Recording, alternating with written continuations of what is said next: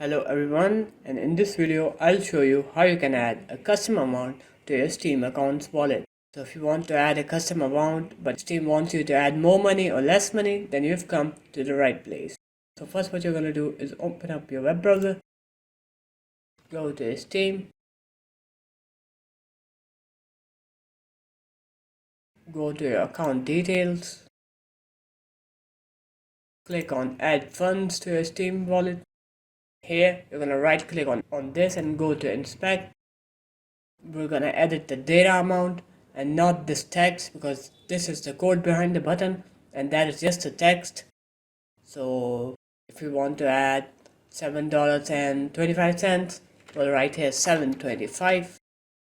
We'll click anywhere else to set it up and it's set. Now when we click on add funds right here,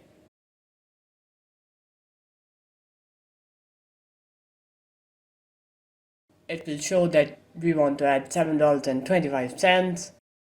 If I click on purchase, it will add that money to my Steam account, and that will be the same for you. So that is how you can basically add any amount to your Steam account. It's just that easy, guys. So there you have it. If you found this video helpful, do leave a like, comment and subscribe to the channel, and I'll see you in my next one. Peace.